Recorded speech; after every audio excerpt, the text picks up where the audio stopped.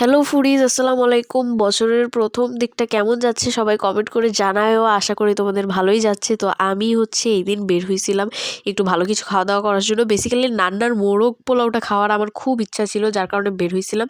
But ওখানে মোরগ পোলাওটা শেষ হয়ে গেছে, যার কারণে আমি এদিকে সাগুপ্তার দিকে চলে আসছিলাম 12 নম্বরে। তো দেখো সূর্যটা কেমন ফ্যাকাশে ফ্যাকাশে ছিল।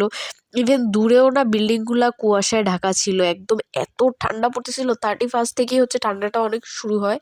তো যাই হোক, আমার খুব ক্রেভিং হচ্ছিল একটু ভালো কিছু খাই বছরের প্রথম দিন। তো আমি মোরগ পোলাও খাওয়ার জন্য মিরপুর 12তে সাগুপ্তায় যে আব্বাস হোটেলটা আছে এটার পাশেই আমার খুবই ফেভারিট একটা বাংলা খাবারের দোকান আছে, যেটা বিসমিল্লাহ হানিফ বিরিয়ানি হাউস। এখানের ইচ অ্যান্ড এভরি খাবার আমার কাছে এত ভালো লাগছে। ফার্স্ট অফ অল আমি খিচুড়ি খাই, অলওয়েজই খিচুড়ি খাই। খিচুড়ির ক্রেভিং উঠলে আমি এখানে আসি। খিচুড়ির পাশাপাশি তেহারি খাইছিলাম, আর বিরিয়ানি, কাচ্চি বিরিয়ানিটা খাইছিলাম। দুইটাই অনেক মজা। তেহারিও খাইছিলাম।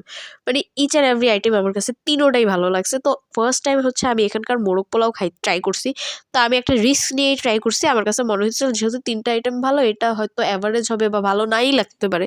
কারণ একটা দোকানের সব কিছুই যে ভালো লাগবে এমনটা হওয়া তো পসিবল না। বাট ট্রাস্ট মি, এখানকার চিকেন মোরগ পোলাও যেটার প্রাইস ছিল 200 টাকা, এটাও আমার কাছে অনেক মজা লাগছে। এটার গ্রেভিটার টেস্ট অনেক মজা ছিল।